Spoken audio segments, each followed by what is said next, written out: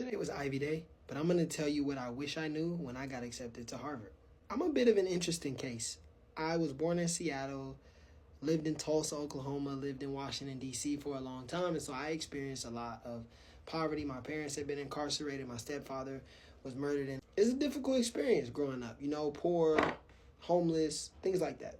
But on the other hand, I have been on CNN for building a company that raised money for gun violence prevention. I have written laws in Washington, D.C. I have lobbied for laws to be passed around the country, particularly related to gun violence prevention. I now run my own communications consulting firm, helping companies perfect their messaging in order to connect better with Gen Z and Gen Alpha. And so I've been on both sides of the experience. What I wish I knew is that there's not one way to be a Harvard student. There's not a right way to do it. There's not a right way to be a Penn or Yale or any other school student. You do it how you want to. Maybe you want to take the classes that you like instead of the classes that everyone else is taking. And you can. That doesn't make you any less smart. Maybe you want to hang out with people that are not as popular. And you can. That doesn't make you any less worthy of love and respect. I also really wish I knew that as smart as my classmates are, we don't know everything.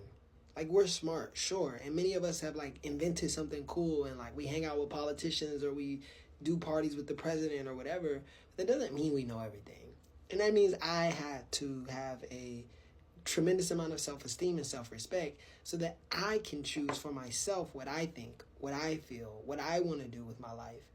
There's a lot of, following that happens. We just kind of go where our classmates go, or go where our professors went, or go where our parents say. You got to decide for you, and I wish I knew that. Finally, I wish I knew that, sure, I'm blessed to go to Harvard, but also Harvard is blessed for me to be a student here, because there are so many people who are going to see this video and who have seen my other videos that now have new information about Harvard because of me.